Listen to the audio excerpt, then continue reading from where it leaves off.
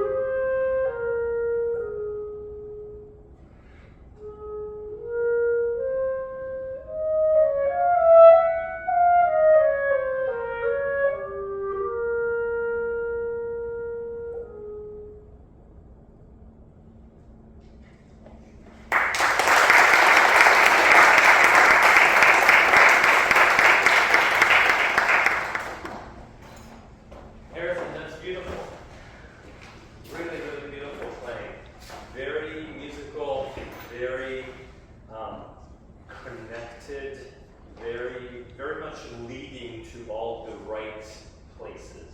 So really excellent playing.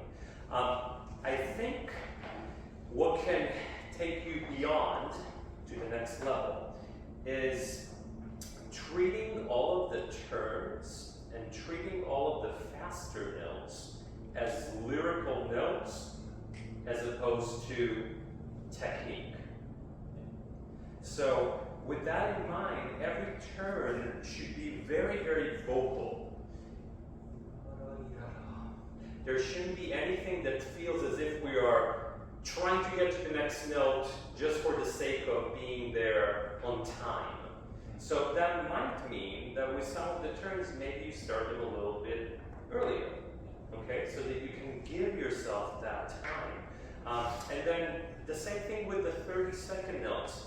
You're leading to the right places, but I'm not always hearing the journey. And the journey really, really matters, okay? Can you start from the beginning with that in mind?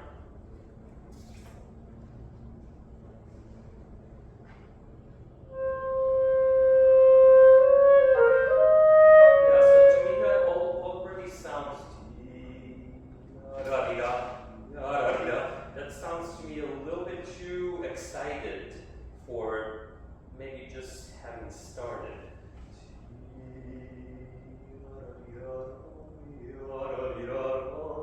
Actually love every note and still lead to T. Okay? One more time.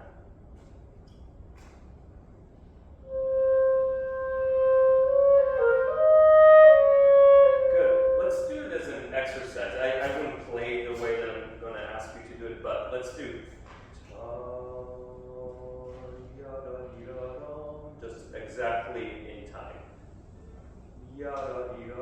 So that every note is the same, and then we'll take it from there.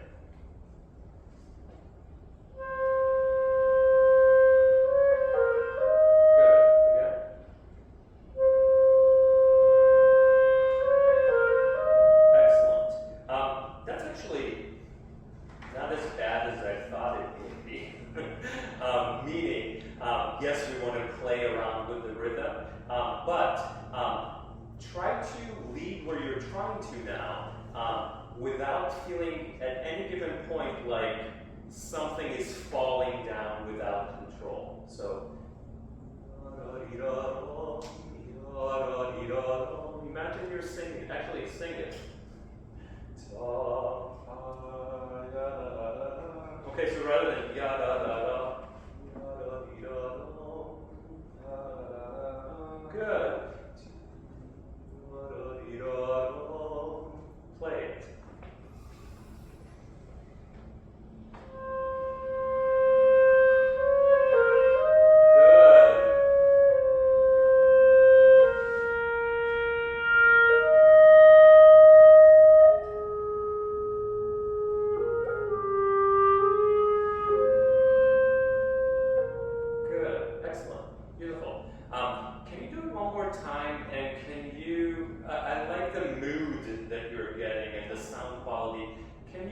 Give a tiny bit more so that it doesn't sound as if it's overly hesitant or maybe a little tight. Can you just let go of anything here? Just let the air do this beautiful piano or piano plus. You don't even need to get too mezzo piano. But just so that it really sings through and kind of fills up the hall within that sound quality. One more time.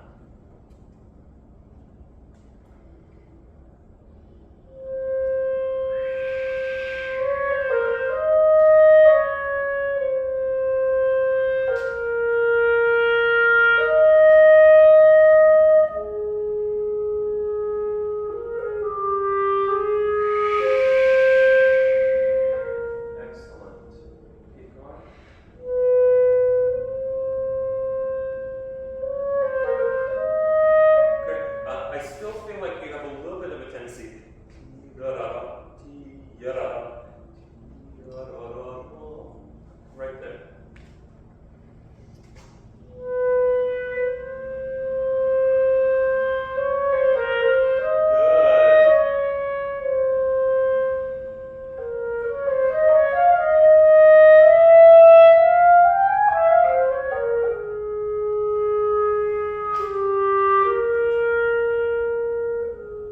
Good. Sounds really, really beautiful. So you're taking a little bit of time at the beginning of the 30-second notes and then going. Can you do it a little bit more subtly so that it doesn't sound like ta-da-dee-da-dee-da-dee-da? but something that's the most natural gesture. So anytime we play beautiful music like this, it's so lyrical, always imagine what type of shape you'd like the phrase to take. And usually, especially in the second movement, there won't be extreme rushing, there won't be anything that kind of sticks out of the texture. Everything is usually this rounded pathway, okay? So look for that right there. You can start right at the beginning of that line.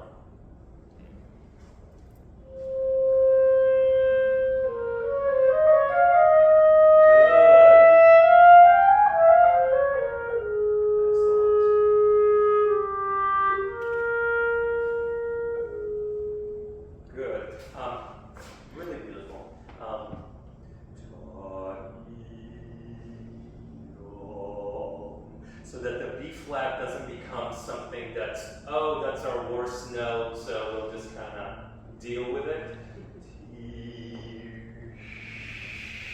Keep the support going through all the way to the end. And with every end of phrase, there's always a yum, yum. It's never T, yum, right? Do that line one more time.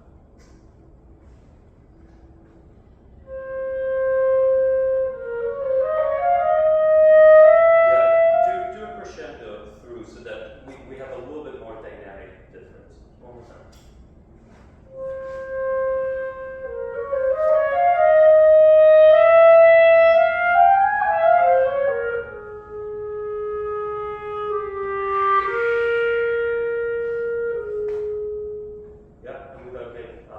Watch the intonation between the C and the B flat.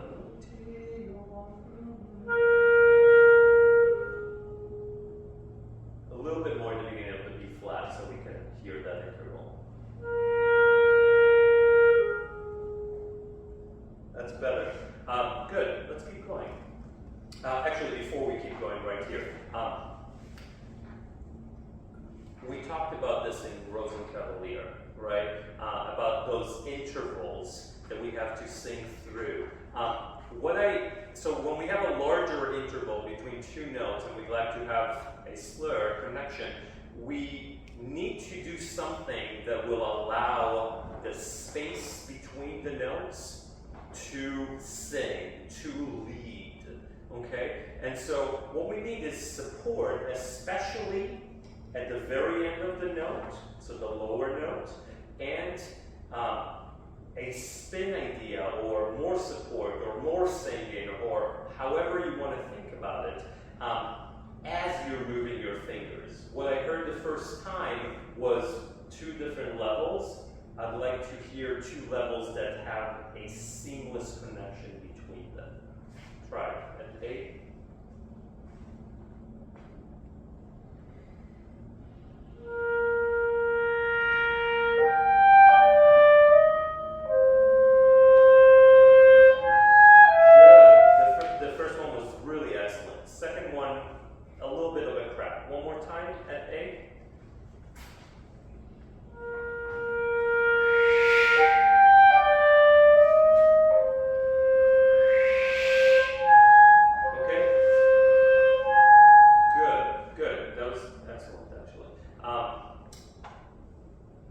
Can you do the following?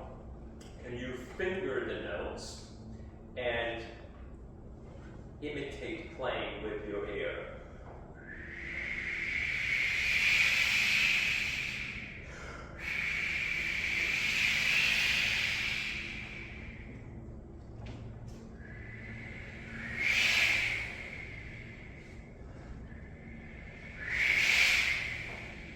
Good. Do it one more time. Are you dizzy at all?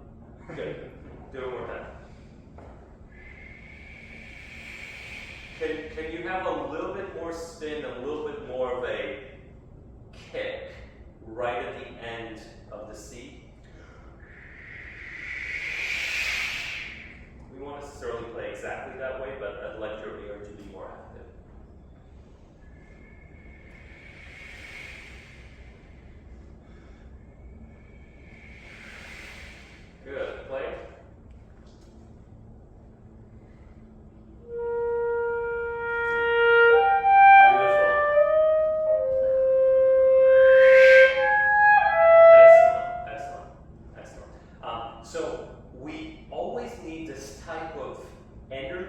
and support, especially as we're about to go over a larger interval. Now, you might say, well, that's too loud, okay? I don't think it is, but you might. That's maybe too active, too much of a crescendo. You wrote the crescendo in, but it's not in the music. So you can refine it from that point of having had enough support. You can't go the other way. You can't kind of stop your support or back away from it and then try to refine it, okay? So did you think it was too loud? Maybe a little. Okay, so let's refine it. Do the same thing, think of a more compact airstream that maybe won't be as monumental.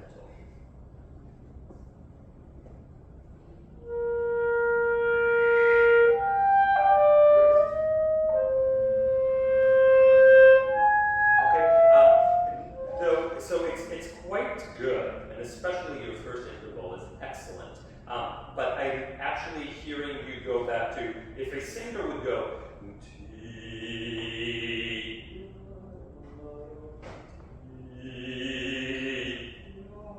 it doesn't quite work, because the top note is actually where we're going.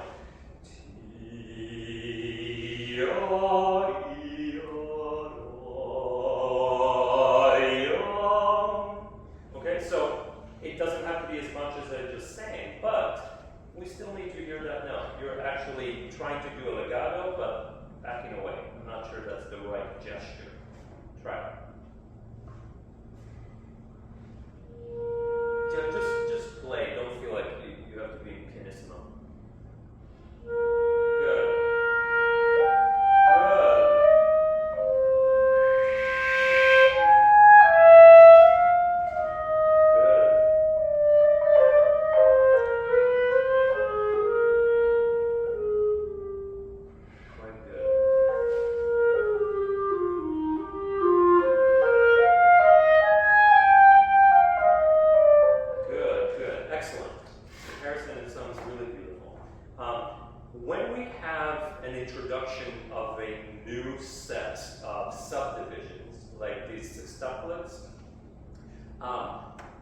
As a musician, we're looking to see how the new idea integrates into the phrase, as opposed to letting everybody know this is my new subdivision. Okay? So I'm hearing ti-dum, ti-da-da, dee-da-da-da-da-dee, and then ta-da-da-dee-da. Single gesture, single idea that's connected and connecting to what's before it and after it. Okay? Right there, after your breath.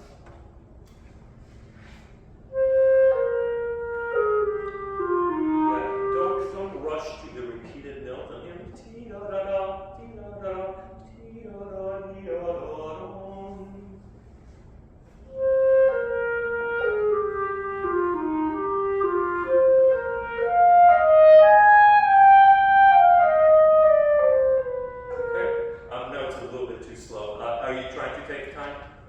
Okay, so make sure that we still hear this as a downbeat.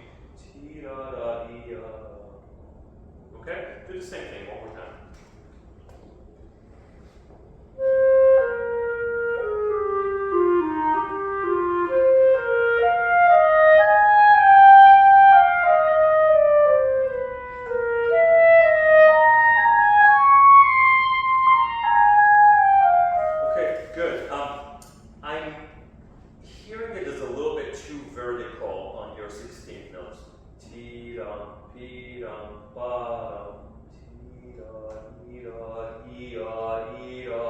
And he's grouping them for you that way, right? So when we have constant stair idea, so shifting up, down, make sure that the clarinetistic way, meaning the way that the clarinet is built, doesn't become the music, but it's you decides, my air is going to show this phrase where it needs to go. Okay? Try it one more time.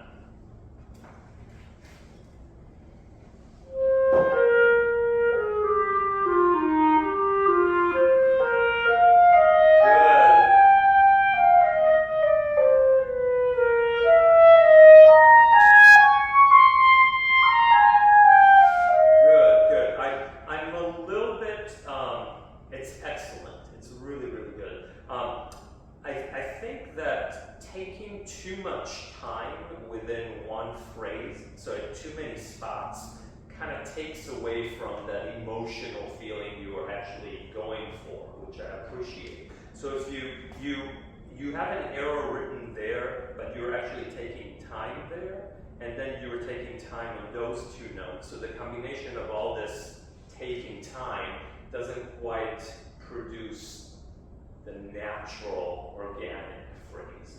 Okay, can you just try from right there?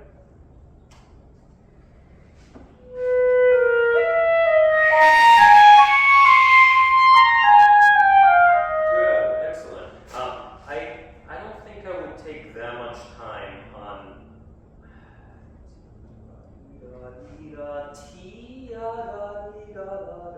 so maybe just on the first note, if you do the first note and the second note, and then you're taking a little bit of time on the repeated note, I don't think that creates a hole. Try it one more time.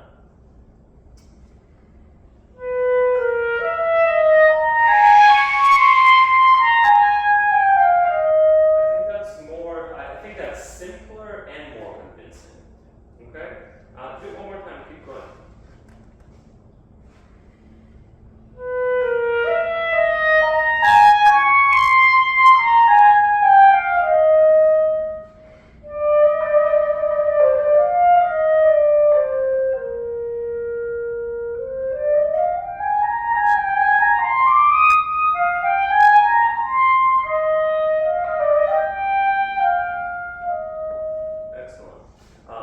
When you have the grace note, it should still be sung. So that it's not its own entity. Good, and I think even more looking for a long line within the 30-second notes. Okay? Do it right as a trill.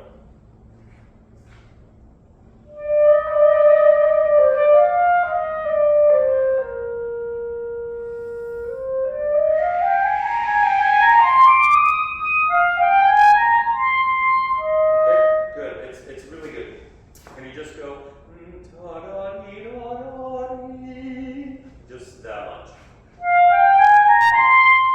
One more time. Good. Can you get more connection between the C and the D? Good. Again. Good. So when you are playing it as a whole, you're already thinking about that descending interval. But you should be thinking,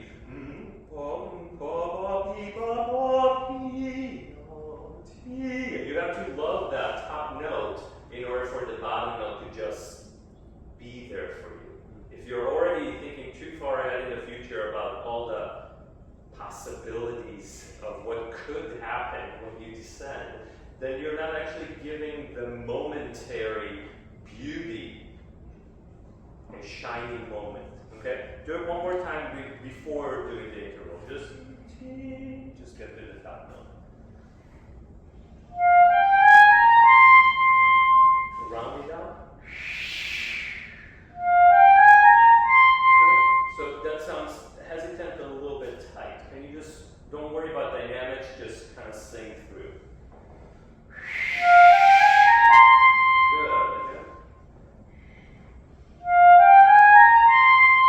Yeah, I'm even seeing the hesitation in your fingers between the C and the D. So you're doing beautiful legato fingerings throughout, okay? But this is actually articulated, right? So get there more in time so that it's there for you. Let the air do the work and let your fingers be in the foreground. Good, again. Good, and now just beautify it. Think more center and more roundness, especially on the D. One more time, can you just play the D?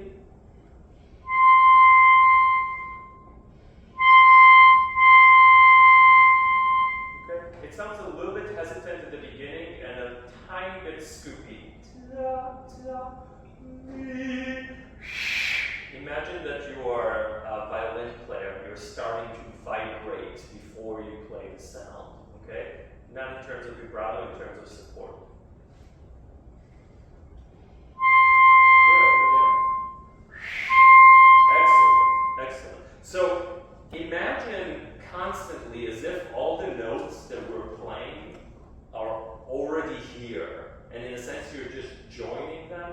You're not recreating the wheel for each moment, okay? So the ease will then just kind of flow out. Do it one more time from the G.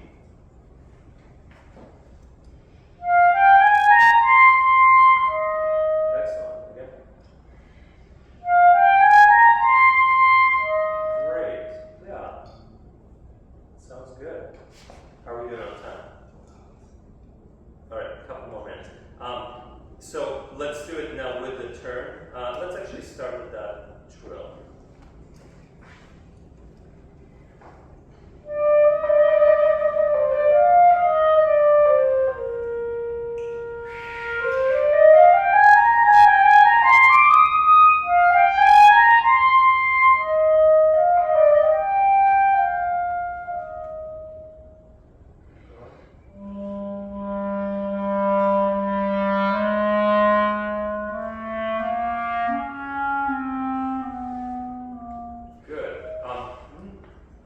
You have an arrow forward, but you're actually slowing down. You're going ba ba ba, you have to lead us to that downbeat in order for those four notes to make sense.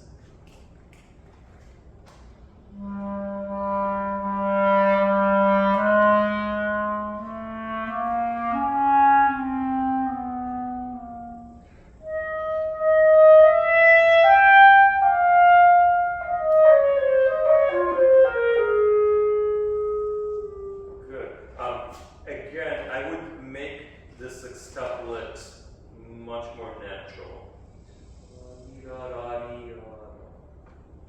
So if you want to, are you taking time in the beginning and then giving it back? Is that the idea? Is that what that means? So, okay, so that more balanced sextuplet. Go from that F.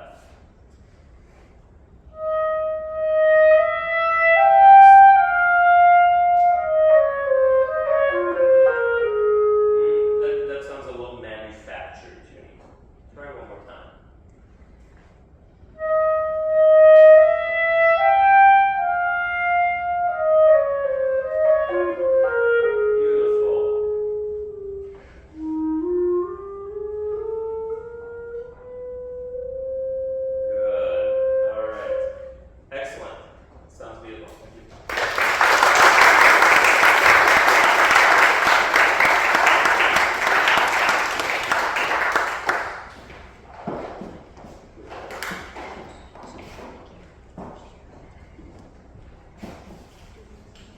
Does anybody have any questions while we're waiting for our next contestant?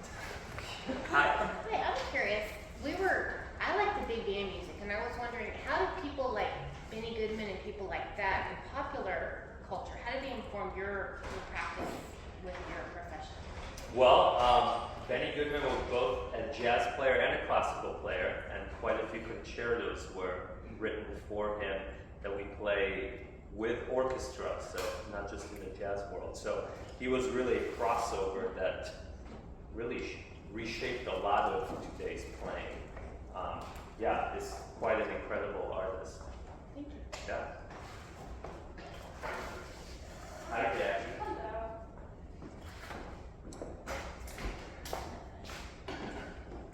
Jackie, you want to let everybody know your name, where you're from, and then what year you are, and what you'll be playing. Okay. Hi everyone, I'm Jackie Groves, and I'm originally from Chicago, but I'm studying at the University of Michigan, and I'll be a junior in the fall. So today I have some excerpts for you all to hear, and we'll start with the Dax and Chloe excerpt. Great.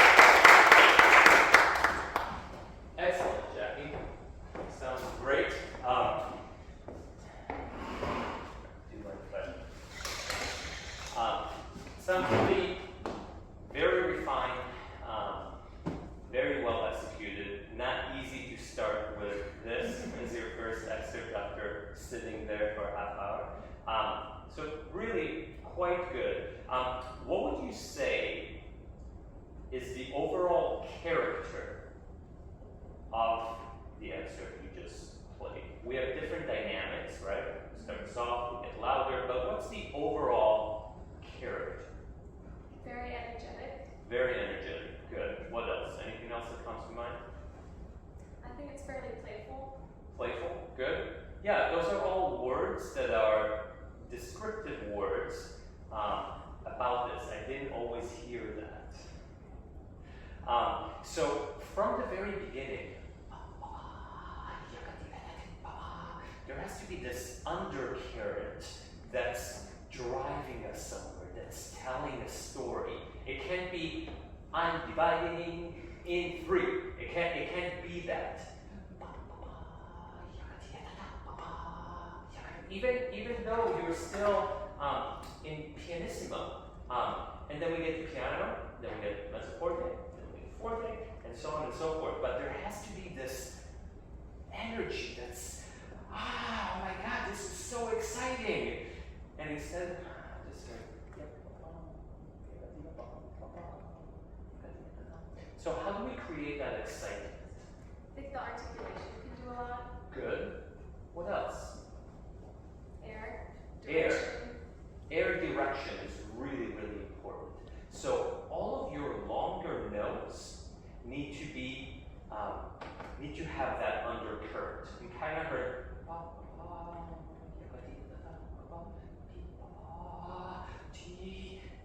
Where is it going to go? That type of energy. Okay, can you try that from the beginning?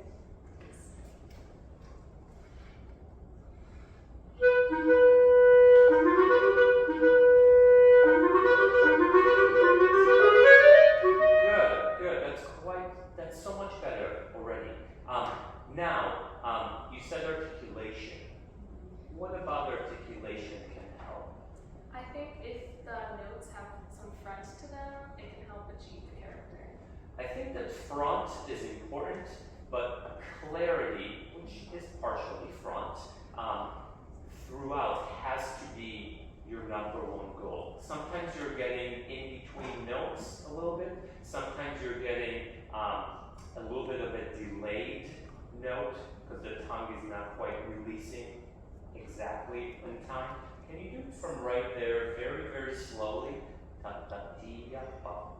Actually, imagine that you're going from there to there as if you already played it once. Okay, right there.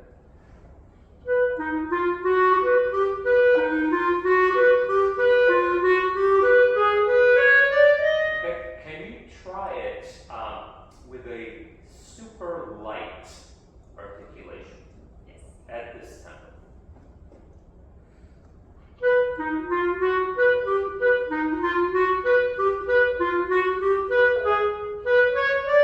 Okay, can you do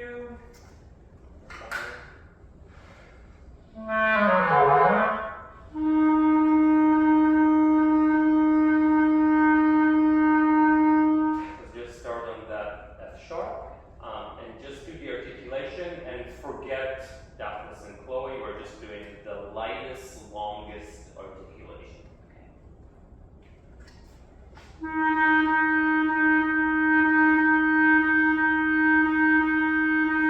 I'm hearing a little bit too much tongue, which is interrupting the flow.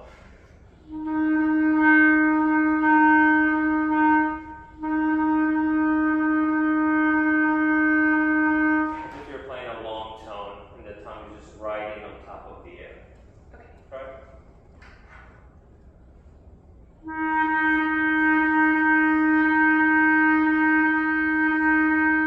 Much better. Can you try it even lighter?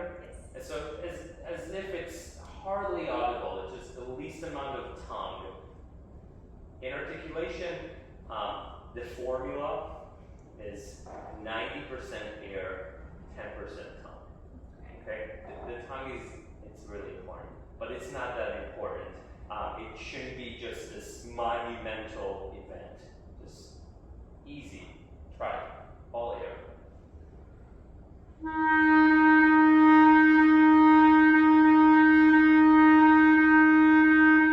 Good. One more time.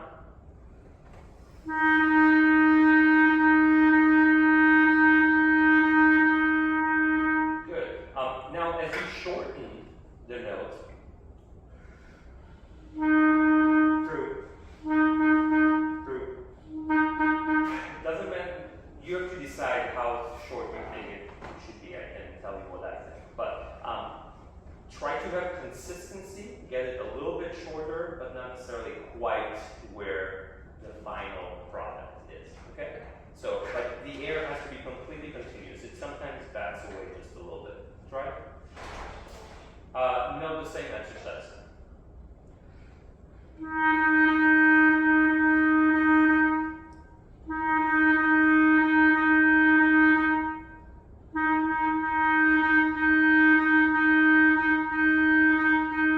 Good.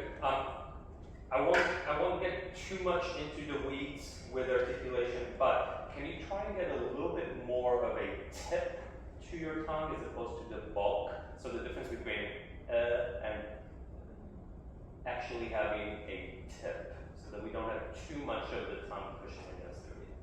Okay? And one more thing that might help is it's a release. It's not an attack. When your tongue is on the reed, there's no sound. Okay? So that part doesn't really matter. You don't need to push hard against the reed. You just have to touch it very lightly. Okay? So that should create the smoothness of the articulation. Okay. Try.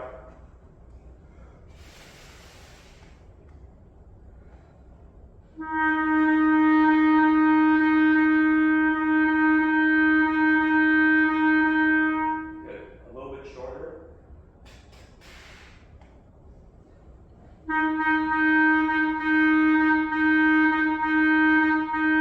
Okay, and try to avoid so this is a really long phrase going from pianissimo to piano. Okay, so if we accentuate every beat, it won't actually sound that way. Okay? Can you say great. Try.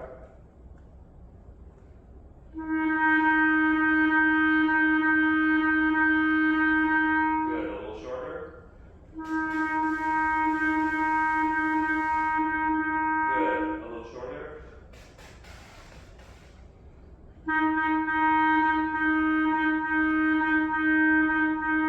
Good. I'm still hearing a little bit of ba ba ba ba ba ba ba ba ba ba. Try.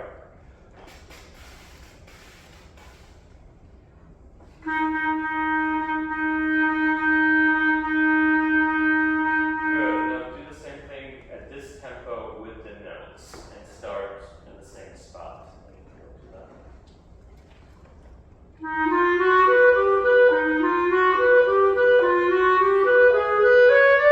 Excellent. Again.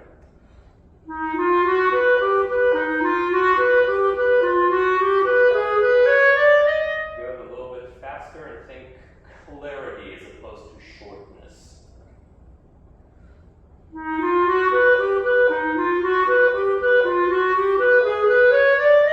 Good. And support more through from the throat to the clarinet. Okay?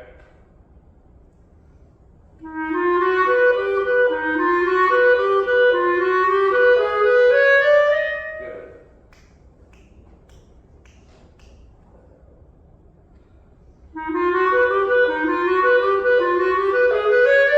Good. One more time.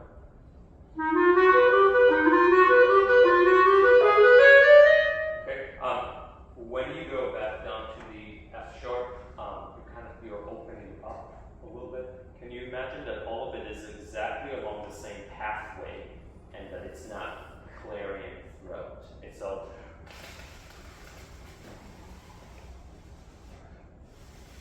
Everything is one directional and one gesture. Okay. Try.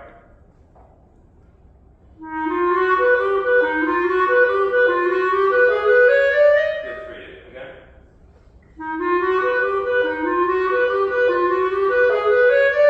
Good.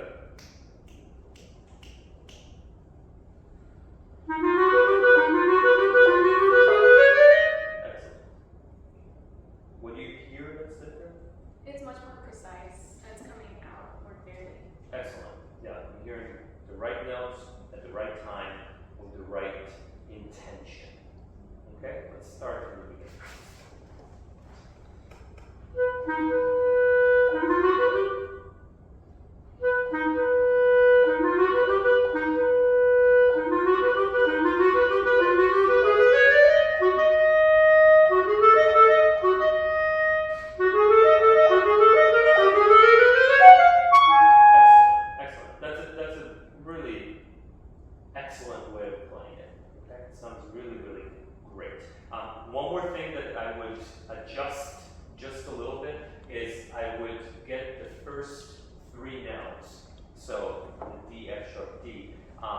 to sound once again as if they're in the same register. So rather than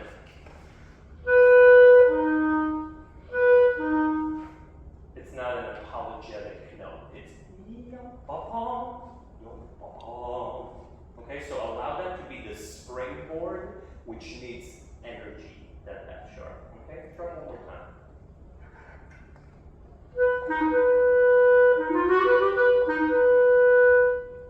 One more time. And remember the longer notes, right? It's not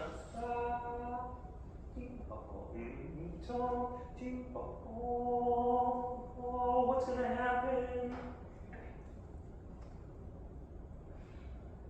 One more time. Clarity in the first 3 notes.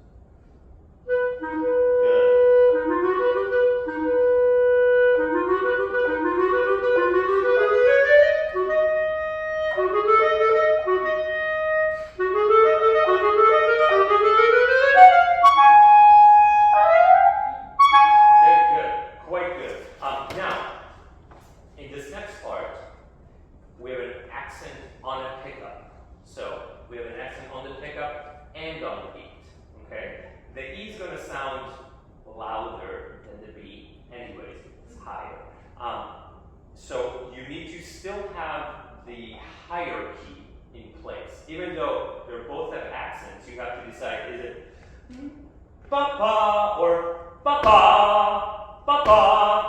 It should actually be on the beat. The beat is 99% of the time more important, okay? So just because the clarinet, if you give it the same amount of air, just because the altissimo is going to be louder, doesn't mean that that's necessarily what we want here.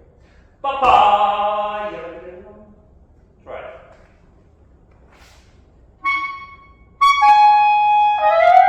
And what does an accent mean?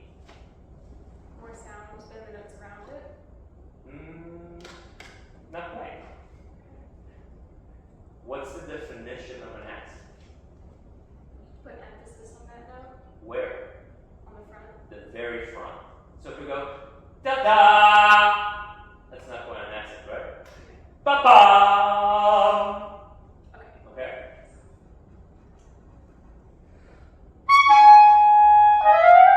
And it shouldn't be a stupido piano if that's what I sang. That's not what I meant. But we need more front and then a backing up a little bit in order to create an accent. Okay?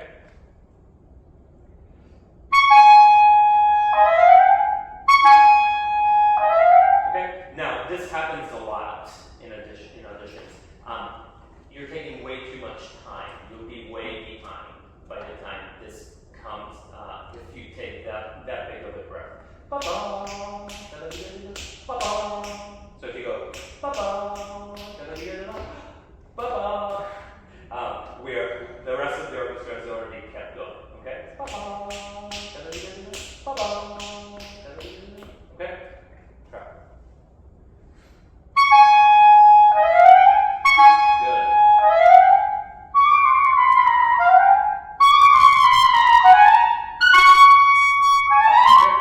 Good. Quite good. I can't sing that high. Ba-ba, ba-ba. Again, we need energy and undercurrent, just like we had at the very beginning. I'm hearing more straight notes on your longer notes, and that's basically an indication that you are no longer interested, and therefore audiences won't be interested either. Okay? Energy, life. Right there? Yeah, just play the A. Yeah, so rather than going, kind of trying to reach to it. So, know exactly where it's going to be. Can you actually just play the A? Yes. Okay, so I'm hearing this scoop at the beginning. We don't have time for a scoop because it's a very, very short note. Okay? So, you know exactly where it is. That's better. Again? Yeah, imagine that you're going to that note from above as opposed to, I'm almost there, but not quite. Try. Good. Again. Tongue is moving just a tiny bit after you play it up. One more time. Again. Again. One more time. Okay. I would work on starting notes and having every single one, especially in the altissimo, be exactly the way you want it and be exactly like the one before and after. Okay? So that you know exactly what each one is going to speak, and it's not, I hope that it will happen. Okay? Try the interval. Ba-boom. That was better. Again. Good. Now, ba-ba. Energy. Good. Yeah, and we need to hear the last couple notes. Okay, one more time.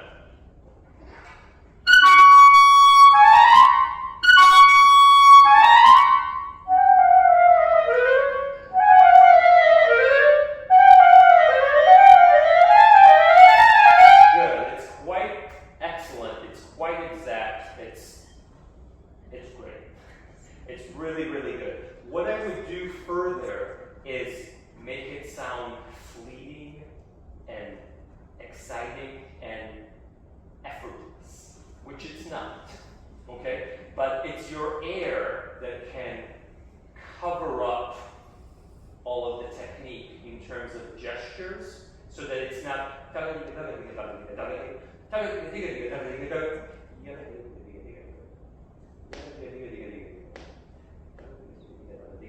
and then here you can give a little bit more of an indication since it's longer.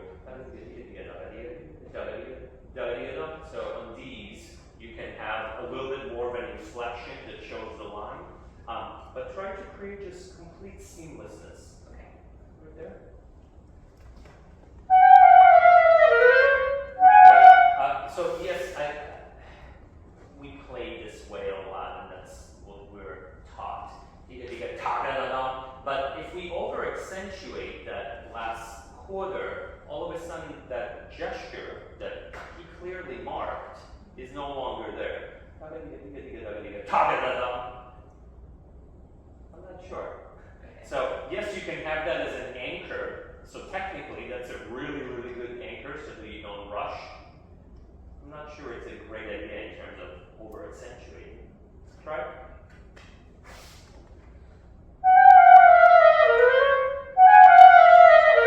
Great. Excellent. That's really good. Great. Everything we just did applies to the rest. Cool. Great. What time is it? Anybody? 10 minutes. Do you have another excerpt? Great. Brahms 3 is a good one.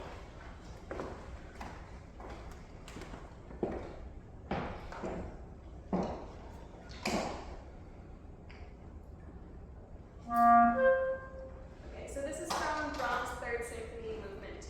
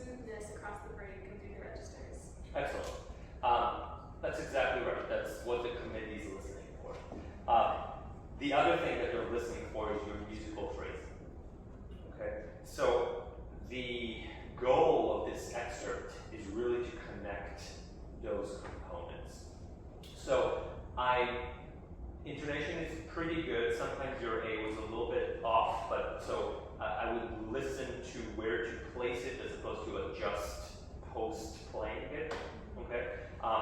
But what I'd really like for you to do is to capture your audience with the beauty that you've been tasked with, okay?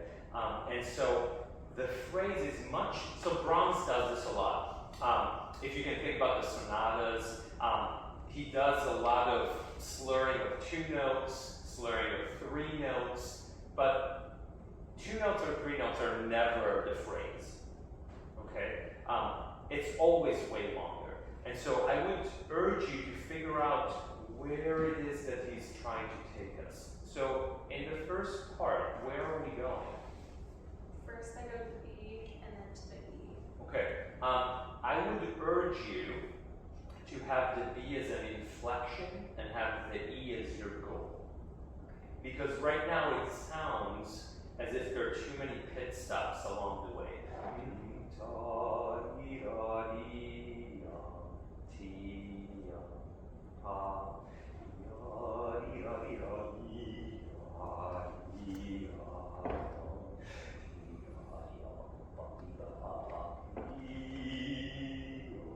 You have to get us to that E so that we'll be like,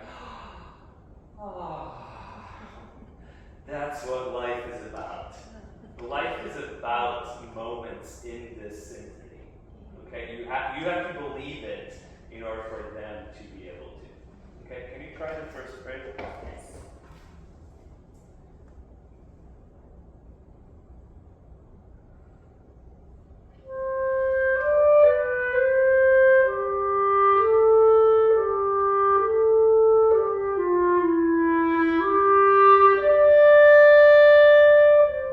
Okay, let's work on it. So I'm hearing a little bit too much of this. I'm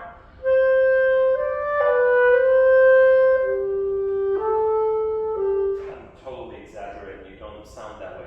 But from the very first note, the connection of the first 2 notes,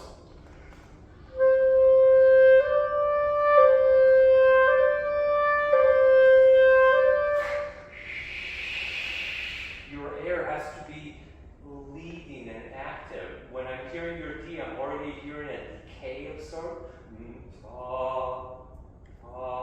But it's okay. Try.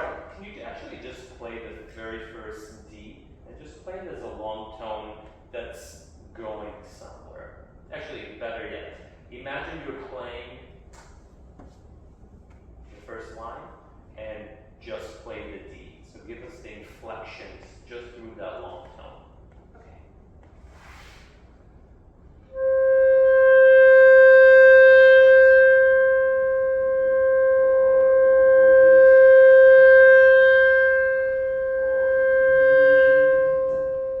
Good.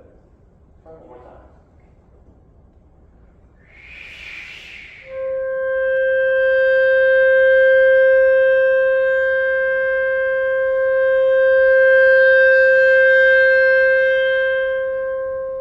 Can you do this?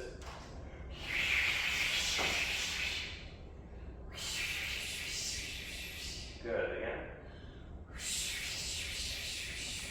Play the beginning. Good.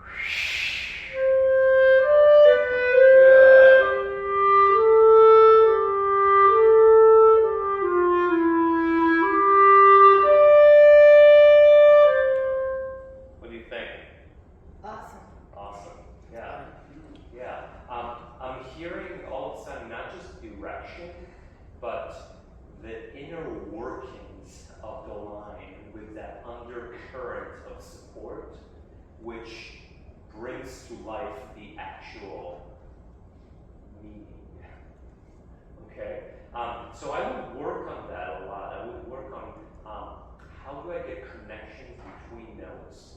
What's my goal? My graph of sort, even though we're not that technical when it comes to music necessarily, we could be. But you have your goal in mind. How do you actually shape it to get there seamlessly, while having several slurs, which are just tiny additions. They're not the main part of the line. Try one more time. Can you do that? Good. Play.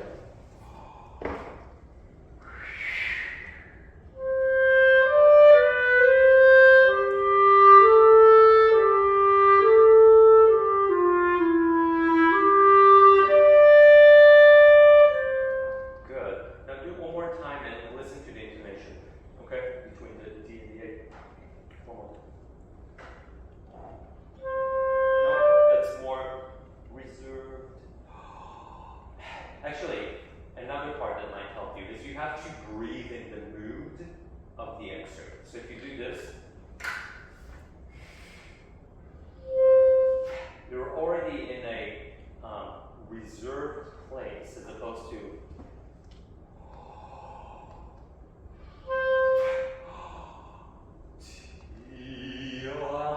imagine reaching the last row of the hall from the very first note. In order to do that, you have to actually be relaxed. You actually have to take in a full deep breath, and the breath has to be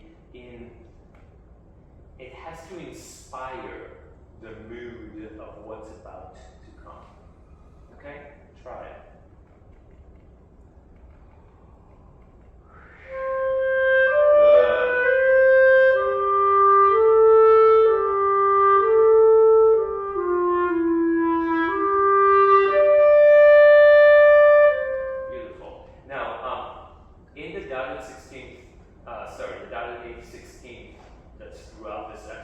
It's really, really important that they are leading, but in time.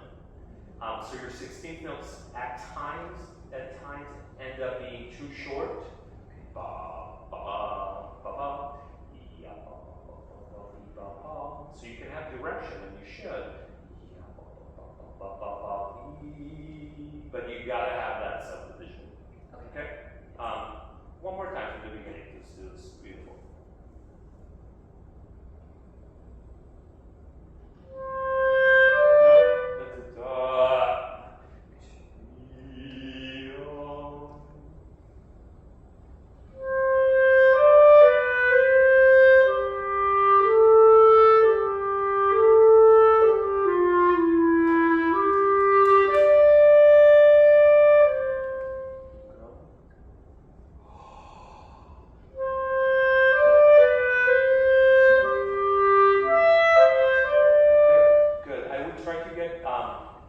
Less tongue on the F sharp and more connection. So more air, less tongue would be a good formula right there. Okay, try the second verse. Yeah, that's da.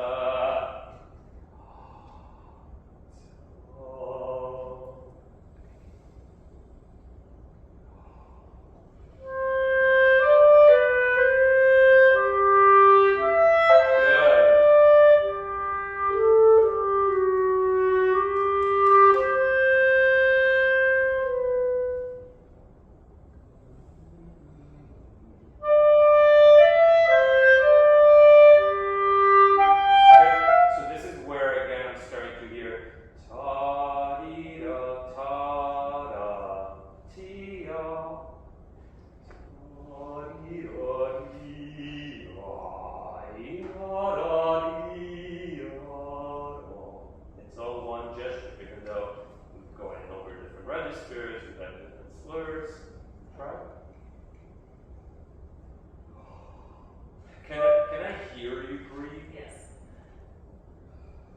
Great. Does that feel too loud to you?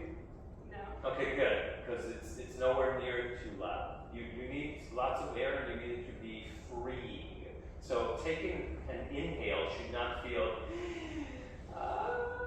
but rather life is good. Okay, so take a breath that actually relaxes you. And you have the time. There are times where we have to do the same type of breath, but we have to do it and go. Okay? Not one of those instances. Okay?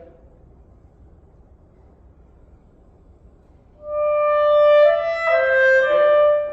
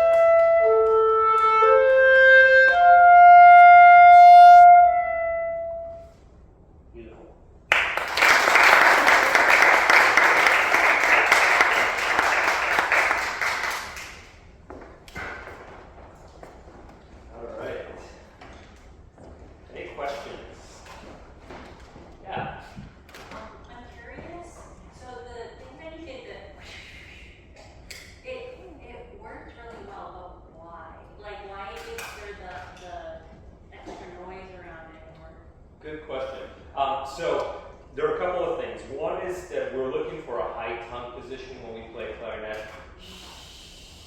Okay? And then the reason for moving the muscles around of the embouchure, which we don't do when we play, is to get freedom in our embouchure.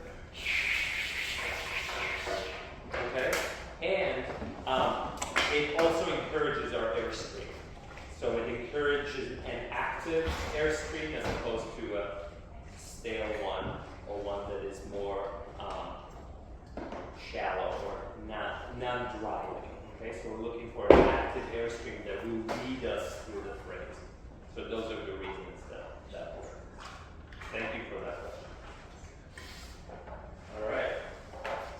Give me a minute. How are you? Good. Any other questions? Yeah. 2 clarinets. What's this one? Oh, do you want to answer that, Jackie? Sure, since it's your turn. So this is a B flat clarinet, and this is an A clarinet.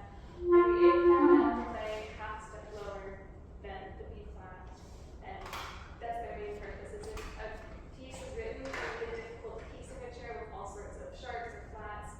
The other instrument probably has an easier notation system. Yeah, and they're both used by professional clarinetists, so a lot of our orchestral pieces would call for both, and so we have to switch while we're on stage from one to the other.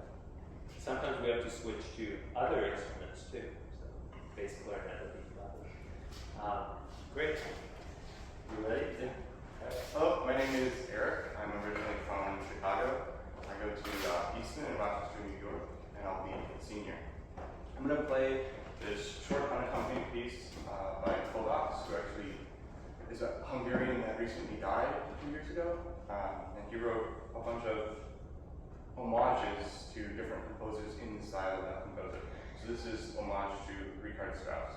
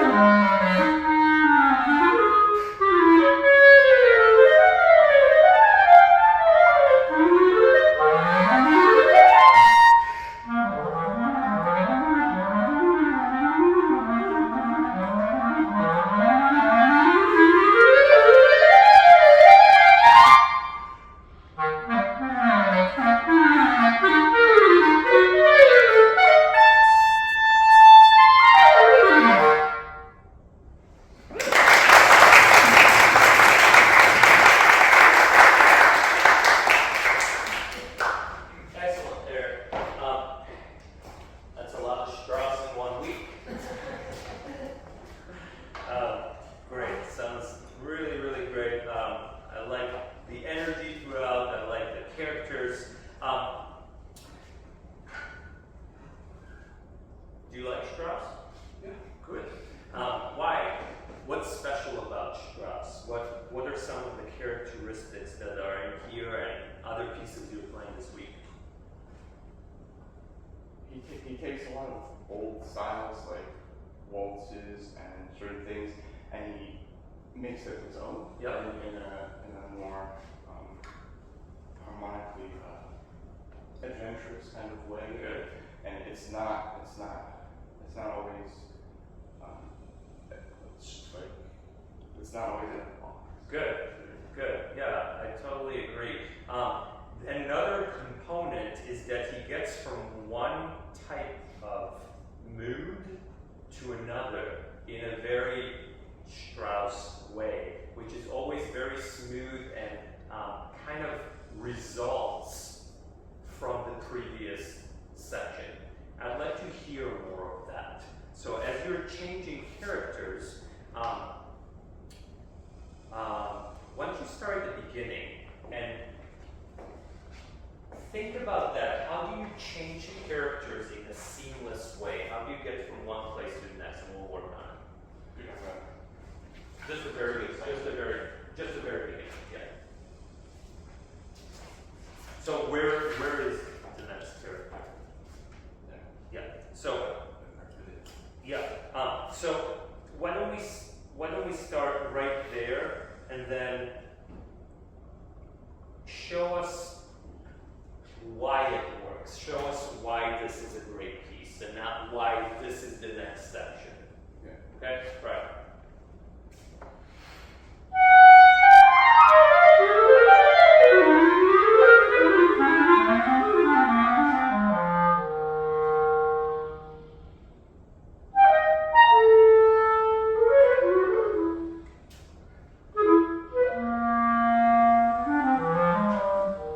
Good. So this should invite that. So yada yada pia da da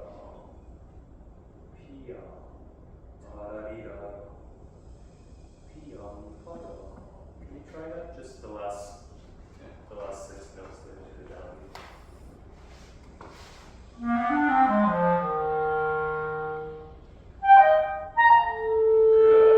Good. So it's this F and that F that are related, but all of a sudden we're in a new section.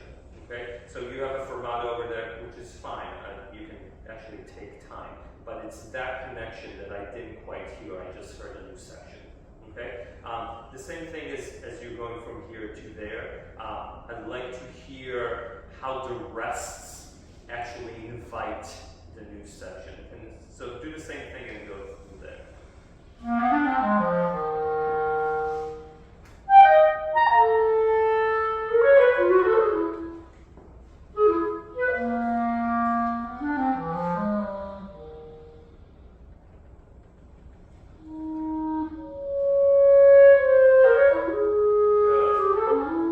Good. That sounds great. Now, when you're playing 16th notes, sometimes to me they sound too driven, where I don't think this section is necessarily driven. And then when you have the 32nd note there, I have the same feeling. Tagarigadam, as opposed to just very vocal, very sung. Can you start from right there? Yeah, can you make it a single gesture, even though you're going to the throat notes? Because you're actually going to that last note. There you go.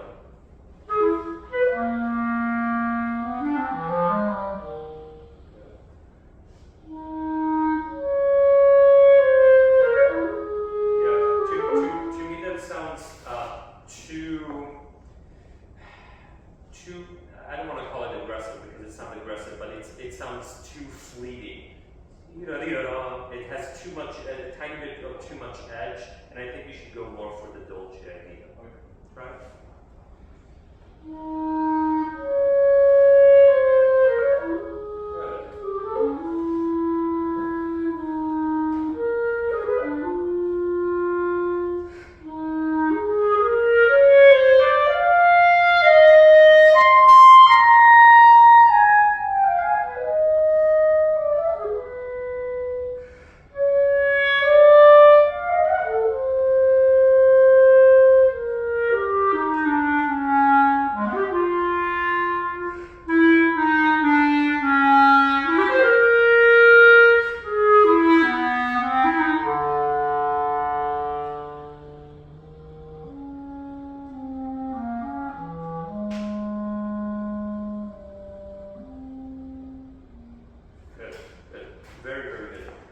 it sounds great. I would do much more with the progressions.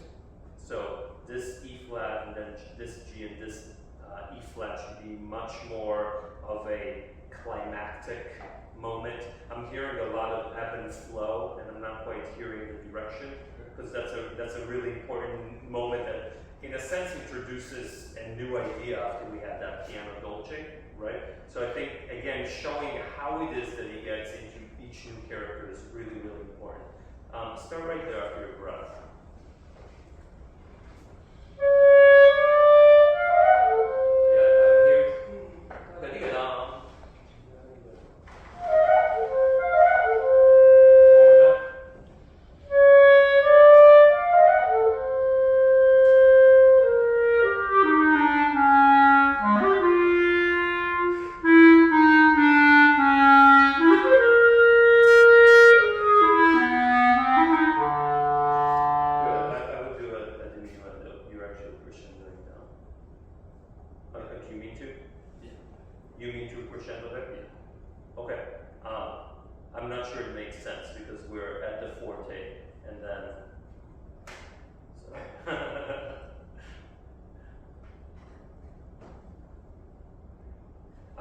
We're at the forte, which is our peak, and then he's telling you he wants mezzo forte, and then he wants a piano.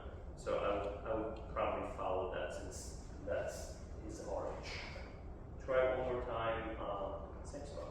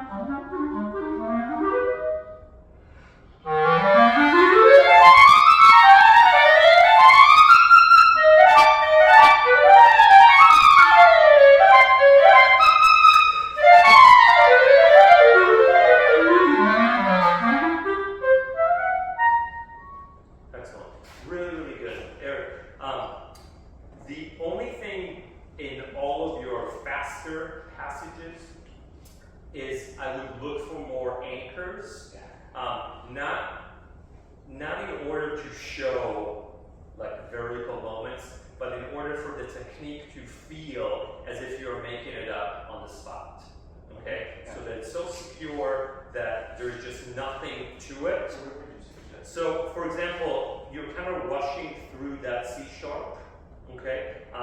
You kind of rush through right there, leading then up to the grace notes. So do it slower for a moment.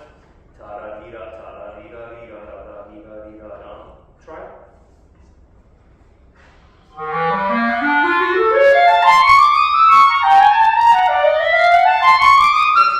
It's rushing just a tiny bit based on the tempo you picked at the beginning. Just very, very exact.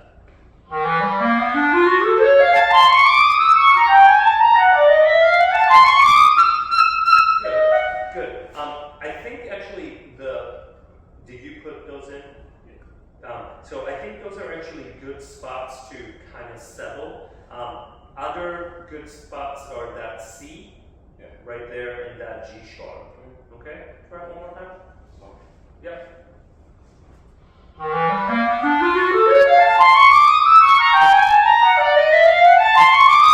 Yep, it's all excellent except that G sharp is, I'm not hearing that as a moment of clarity or weightiness. Okay? Good. One more time. Good. Do it fast. Almost one more time. Good. From the beginning of the line. Yeah, right there, the G sharp.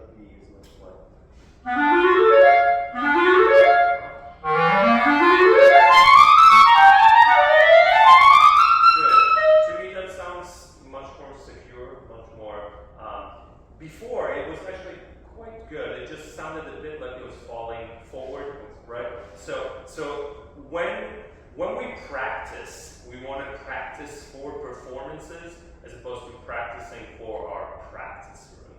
And the difference is that anything that even seems like it's the tiniest idiosyncrasy, when we're in the practice room, usually is more than that on the stage, just because it's not as secure as it possibly can be, so that we can own it on stage. So that's the kind of mindset you want to have in your practice, so that it's not, I'm just practicing for myself. Hopefully it will be the same where I'm in front of others. It's where we actually have to dig. We have to find out what is it that could possibly go wrong, and then pinpoint that. And that's the difference between the two. Okay? Good. Let's just do the very beginning.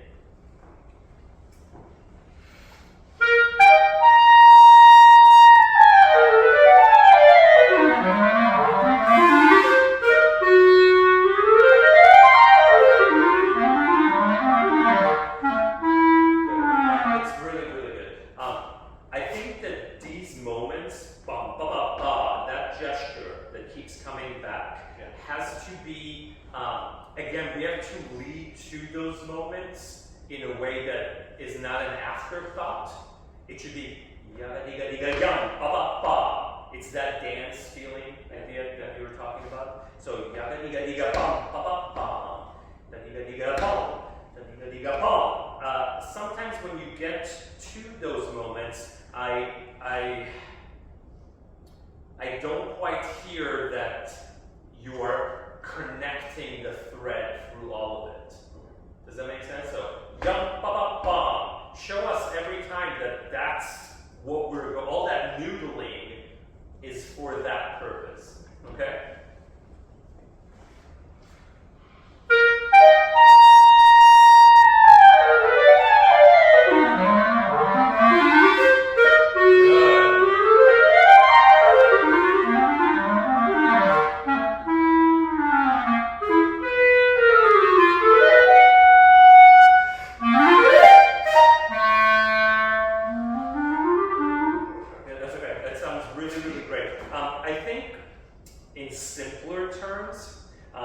It just means actual crescendo to each one of those moments, and it means a little bit more of the forwardness that we talked about in terms of accents.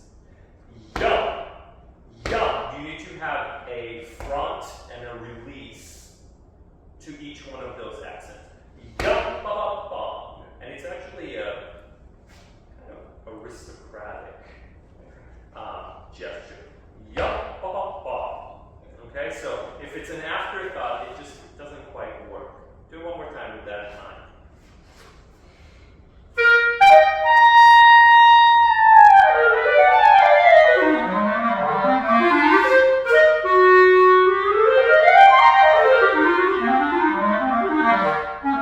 Yeah, so I'm not hearing yaga diga diga dum. You're actually crescendoing through the middle of it, and then that A is softer than the notes before it, so it doesn't quite make sense. Go from you can go from there.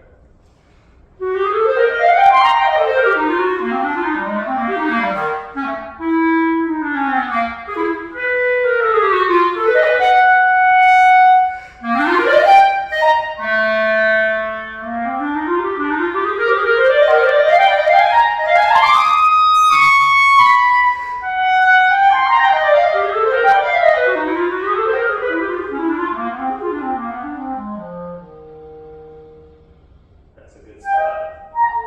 Good spot to stop. Sounds great.